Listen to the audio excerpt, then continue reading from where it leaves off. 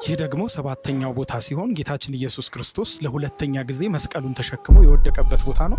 እዚችም ጋር በትንሽዬ ሐውልት ለመግለጽ ተሞክሯል። እንደምታዩት ቦታው ከቪያ ዶሎሮሳ ቦታዎች ሰባተኛው ቦታ የሚባለው ከ14ቱ ይሄ ነው፣ አንደኛው ማለት ነው። የህመሙ መንገድ እንግዲህ አሁንም ይቀጥላል።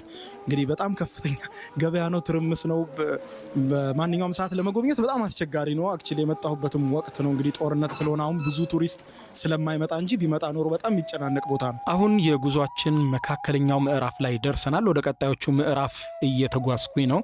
በዚሁ እንግዲህ አንድ ነገር ልንገራችሁ ስለዚህ ቦታ ቪያ ዶሎሮሳ ወይም የህመሙ መንገድ የምንለው ኢየሩሳሌም እንግዲህ በተለያየ ጊዜ የተለያዩ ጦርነቶችን፣ ግንባታዎችን በማሳለፏ ይህም ደግሞ ክስተት ከሆነ 2000 ዓመታት እንደመቆጠሩ መጠን በተለያዩ ጊዜ የተለያዩ ግንባታዎች በመካሄዳቸው ኦሪጂናሉ መሬት ወይም በዚያ ጊዜ የነበረው መሬት ኤግዛክት ማግኘት ባይቻልም መንገዱ ግን ይሄ ትክክል መሆኑ ከተደረሰበት በኋላ እያንዳንዱ ቦታዎች እየዞርኩኝ አሁን የማያሳያችሁ ማስታወሻዎች ወይም 1 2 3 እየተባሉ በሮማን ነበር የተቀመጡና ከፍ ከፍ ብለው የተሰቀሉት ቦታውን የሚያስታውሱ ትንሽዬ ማስታወሻ ቅርጾችም የተቀመጡት በለጋሾች አማካኝነት ነው። ኢየሩሳሌምን ለማየት የሚመጡ ክርስቲያኖች ያንን ቦታ ኤግዛክት እያዩ እንዲያልፉ የተባሉና ቦታዎቹ ራሳቸው ኤግዛክት ቢሆኑም ነገር ግን መሬቱ በተለያየ ኮንስትራክሽን ተሸፍኗል፣ ወደ ላይም ከፍ ብሏል። ስለዚህ ትክክለኛውን መሬት ለማግኘት የግድ ዲፕ መቆፈር የግድ ይላል። ስለዚህ ያንን ያክል ዲፕ ከመቆፈር ደግሞ ቦታዎቹ እንደዚህ ራሳቸው ኤግዛክት መሆናቸውን የሚያመለክተውን ቦታ ላይ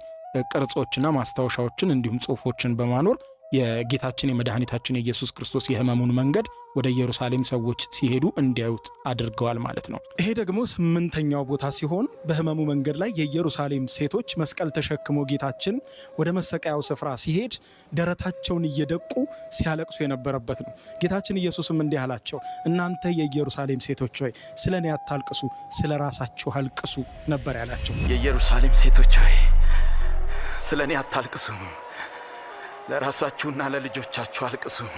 ይህ ታሪካዊ ቦታ ነው እንግዲህ እንደዚህ ተለይቶ ተቀምጧል። ቪያ ዶሎሮሳ መንገድ ላይ ከምታገኙት 8ኛው ቦታ ይህ ነው ማለት ነው። እዚህ ጋርም እንግዲህ እንደ ከዚህ ቀደሞቹ በሐውልት ለመግለጽ ተሞክሯል። እዚህ ላይ እንደምታዩት ማለት ነው። መንገዱ አሁንም ረጅም ነው።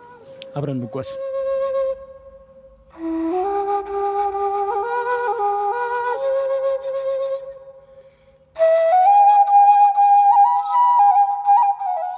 ይህ ደግሞ 9ኛው ሲሆን ጌታችን መድኃኒታችን ኢየሱስ ክርስቶስ ለ3ኛ ጊዜ መስቀሉን ተሸክሞ እየሄደ እያለ ለ3ኛ ጊዜ የወደቀበት የቪያ ዶሎሮሳ ወይም የህመሙ መንገድ 9ኛው ቦታ ነው ማለት ነው። እንግዲህ አብረን እንጓዝ፣ አብራችሁ እንቆይ።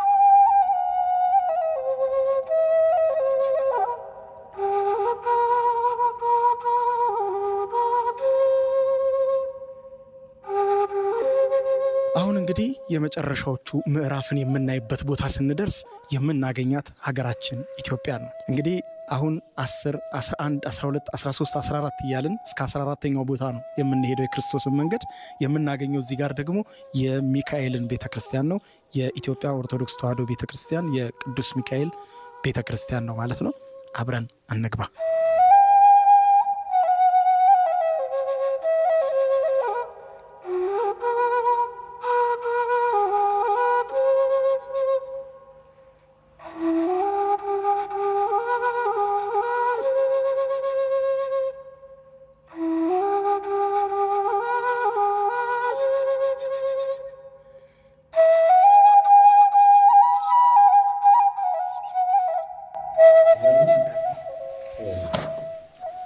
አሜን። ሰላም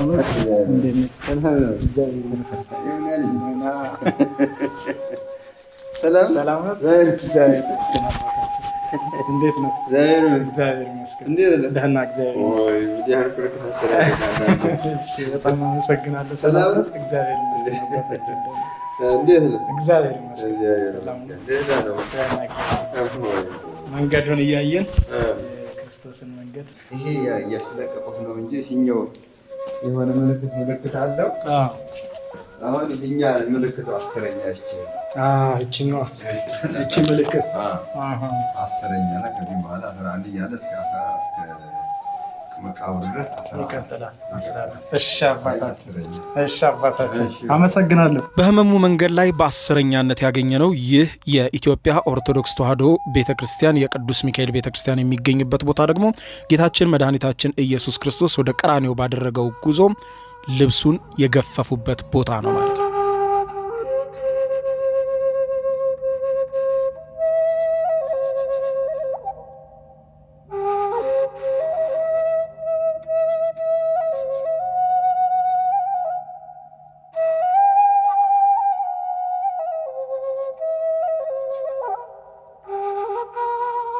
ከዚህ በኋላ ያለው ያው ተቀራራቢ ነው። ቅድም እንዳልኳችሁ ከኢትዮጵያ ኦርቶዶክስ ተዋሕዶ ቤተክርስቲያን ቀጥሎ በዚህ ጋር እየገባን የምናገኘው ደግሞ ጌታችን መድኃኒታችን ኢየሱስ ክርስቶስ የተሰቀለበትን ቦታ ነው የምናየው ማለት ነው። እዚህ ቦታ ላይ እንግዲህ ሚስማሩን ችንካሩን የመቱበት ቦታ ማለት ነው። ይህ ቦታ እንደምታዩት ይህ ቦታ በመስቀል ላይ ጌታችን መድኃኒታችን ኢየሱስ ክርስቶስን የቸነከሩበት ቦታ ነው። እንደምታዩት በስዕልም ለመግለጽ ተሞክሯል እዚህ ጋር።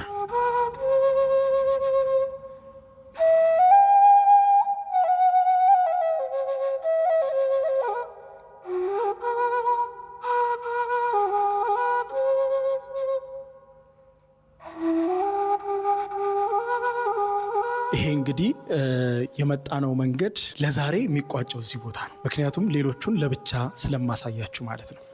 ይህ ቦታ ጌታችን መድኃኒታችን ኢየሱስ ክርስቶስ ሲሰቀል ስለ በደላችን ተላልፎ ሲሰጥ እዚህ ቦታ ላይ እዚህ የምትመለከቱት ቦታ ላይ ነው። አይኖ ጨለማ ነው፣ ብዙ ላይ ታያችሁ ይችላል። ምክንያቱም ትንሽ መብራቱ በጣም አነስ ያለ ነው።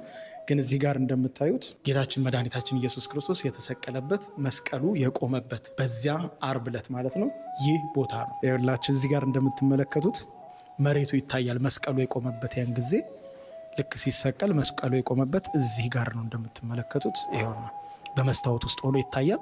አብዛኞቹ ሰዎች ደግሞ የቸገራቸውን እንዲሁም በሕይወታቸው እንዲመለስላቸው የሚፈልጉትን ጥያቄዎች እየጻፉ በደብዳቤ በማድረግ እንደዚህ በመስታወቱ በታች አድርገው ወደ ታች ይወረውሩታል ማለት ነው። እንደዚህ መሬቱ ላይ በጽሁፍ ነገሮችን የማስቀመጥ ልምድ አለና እንደምታዩት እንግዲህ ይህ ቅዱስ ቦታ ነው።